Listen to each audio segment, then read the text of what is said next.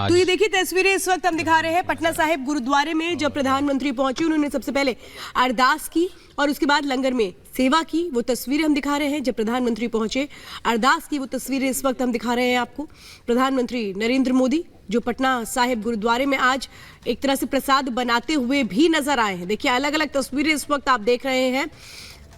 सिख समुदाय के साथ प्रधानमंत्री नरेंद्र मोदी अरदास की उन्होंने, उसके बाद लंगर जो जहां तैयार हो रहा था वहां पे भी अपना सहयोग दिया। और ये तस्वीरें आप देख रहे हैं जो लोग लंगर के लिए बैठे थे उनको प्रसाद परोसते हुए प्रधानमंत्री की ये तस्वीरें। अश्विनी मिश्रा जी और संजीव कौशिक जी से एक क्विक कमेंट ले लेते हैं। अश्विनी मिश्रा जी, पहली बार है जब कोई प्रधानमंत्री पटना साहिब गुरुद्वारे में इस तरह से पहुंचे हों। ये लंगर हम यहाँ पर दिखा रहे हैं, अरदास करते हैं, लंगर उन्होंने किया और कल रोड शो भी निकाला। जी पहले राजनीति होती थी चाल, चरित्र और चेहरे की। मोदी जी ने उस राजनीति से चाल और चरित्र हटा दिया है और चेहरे की राजनीति बना दिया है। वो देखिए वो खुद बना भी रहे हैं प्रसाद। मैं वही बोल रहा हूँ, जब आप चेहरे की राजनीति करेंगे तो आप तस्वीरें तो मुझे लगता है बहुत अच्छे एक्टर हैं और उनको पता है कि उनके चेहरे पर वोट पड़ता है। ये सेवा करना एक्टिंग है? नहीं, सेवा करना एक्टिंग नहीं है। गुरुद्वारे में अगर सेवा की जा रही है तो हजारों लोग जाके करते हैं और आप देखेंगे, मुझे लगता है गुरुद्वारे में जाकर सभी नेताओं लगभग कभी न कभी सेवा की है। चुनाव के टाइम पे अगर आप जाकर के सेवा करते हैं वो सिर्फ फोटो ऑप होता है और कुछ नहीं होता है, और वो भी तब जब आपको पता है कि आपसे कुछ सिख वोट नाराज है, पंजाब में आपका प्रदर्शन बहुत खराब है, तो प्योर फोटो ऑप है और कुछ नहीं है। और मोदी जी बहुत अच्छे अदाकार हैं, इसमें कोई डाउट नहीं। उनके नहीं तो वो दिल्ली में बंगला साहिब में भी गए, ये तो आप बात कह रहे हैं तो गलत ही है। तो मैं बिल्कुल गलत है। देखिए जिस प्रकार से कांग्रेस की विचारधारा स्पष्ट रूप से सामने आ गई कि गुरुद्वारे को लेकर के किस प्रकार का बयान दे रहे हैं, ये दर्शाता है आपकी 1984 की मानसिकता को। जब उस समय नरसंहार हुआ था तो वही मानसिकता आपकी यहाँ पर दिख रही है। देखिए आप जिसको बच्चों से भी मिल रहे हैं तस्वीरें और गुरुद्वारा जा रहा है उसमें आप राजनीति देख रहे हैं। नहीं, राजनीति आप राजनीति तरीके से दिखा रहे हैं उसको। चुनाव के दिन कोई गुरुद्वारा जाकर क्यों काम कर रहा है? चुनाव गुरुद्वारा तो 24/7 365 दिन चलता है ना, तब आप पहले क्यों नहीं गए? हमारे देश में चुनाव भी होते ही थे। अरे चुनाव के बीच में मोदी जी का ये बहुत अच्छा क्योंकि बहुत सारे लोग ऐसे हैं जो इस फोटो ऑप्ट के चक्कर में बहुत अच्छा एक प्रोडक्शन हाउस चलाते हैं, और होता क्या है कि जब चुनाव आता है तो वो आपको मंदिरों में दिख जाते हैं, आपको मस्जिदों में दिख जाते हैं, मठों में दिख जाते हैं, आप वो माला पहन के आप मंदिरों में घुस जाते हैं, वो भी एक फोटो ऑप्ट। और एक चीज और, ये जो 20 साल 30 साल से एक ही परिवार generation to generation Uttar Pradesh के सेम मड़ई सेम झुग्गी झोपड़ी में बैठ के, मुझे लगता है प्रीति जी ये तस्वीरें देखिए, किसी गरीब महिला के घर पे जो भोजन करते हुए दिखता है एक परिवार, वो भी फोटो। प्रीति जी ये तस्वीरें मुझे लगता है आज सबसे बड़ी जो तस्वीरें हैं वो हमें यही देखिए, हाथ में किस तरह से वो प्रसाद लेते हैं और उसके बाद सबको वहां पर बाकायदा परोसते नजर आ रहे हैं। संजीव जी मैं कहूंगी इन तस्वीरों में कम से कम कुछ बोलिए। यहाँ किनको लगता है कि अचानक मोदी जी पहुंच गए हैं? अचानक पहुंचने न पहुंचने से क्या मतलब? स्टेट में जाते हैं तो 48 घंटे पहले स्टेट गवर्नमेंट वहां पे पूरा कब्जा कर लेती है। 24 घंटे पहले एसपीजी 24 घंटे पहले पूरे जगह को कब्जा कर लेती है।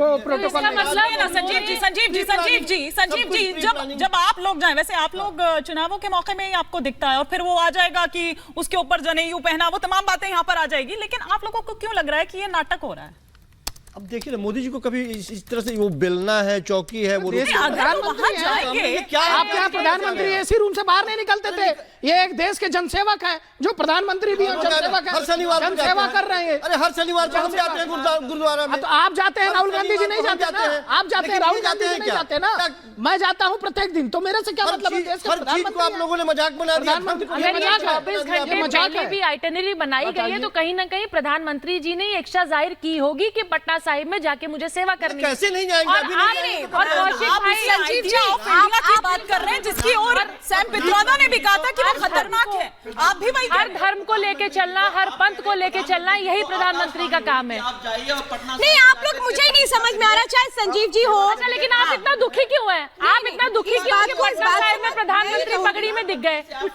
आप इतने दुखी क्यों हैं? अश्विनी जी मैं जरा आप लोग को वो याद प्रीति इनसे ये भी पूछना चाहिए। मैं कहूंगी इन तस्वीरों को जरा बयां करने दीजिए अश्विनी जी और संजीव जी, फिर आऊंगी और आपको याद दिलाऊंगी जब दिल्ली में बंगला साहिब गए थे प्रधानमंत्री नरेंद्र मोदी। तो इन चीजों को इस तरह से मत जोड़िए क्योंकि ये भावनाओं का सवाल है। रुकिए संजीव जी, बता रही हूँ,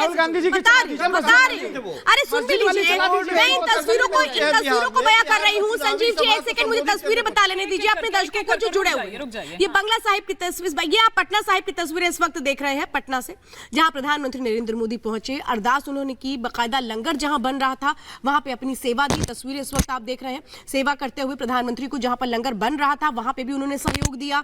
रोटियां भी बनाई, क्योंकि आप समझिए लंगर का जो प्रसाद बन रहा था उस प्रसाद को अपने हाथ में लेते हुए आगे बढ़ रहे हैं, और वहां पर जो भी लोग लंगर को चखने के लिए आए थे वहां पर उनको वो परोसते हुए भी नजर आ रहे हैं। देखिए ये एक संदेश है सबको। रुकिए संजीव जी, मैं कहूंगी फिर तो नजरिया तो हजार हो सकता है, नजरिए तो हजार हो सकते हैं। प्रीति, मैं कहूंगी एक बड़ा संदेश है, अगर इसको सकारात्मक तरीके से देखा जाए तो क्या कोई परहेज है? संजीव जी को आपत्ति हो रही है? प्रधानमंत्री है देश की जितनी जातियां हैं, जो धर्म है, हिंदू मुस्लिम सिख ईसाई जो भी है, गरीब तबका है, अमीर तबका है, मिडिल क्लास है, प्रधानमंत्री का काम है सबको लेके चलना। और अगर प्रधानमंत्री वहां पे पटना साहिब में आज जाके वहां पे सेवा कर रहे हैं तो मुझे नहीं लगता कि इससे इनको जरा सी भी तकलीफ होनी चाहिए। गलत नहीं है, क्योंकि देखिए एक चीज कैसे जाना कौशिक भैया को एक चीज याद दिला दूं कि जो लोग चुनावी भाषण में ये कहा करते थे कि मेरी नानी कहती है कि अयोध्या में राम मंदिर बन के क्या होगा, वहां तो स्कूल कॉलेज हॉस्पिटल बनना चाहिए, वो भी आज राम मंदिर परिवार के साथ दर्शन करने की बात करते हैं। तो फोटो आपके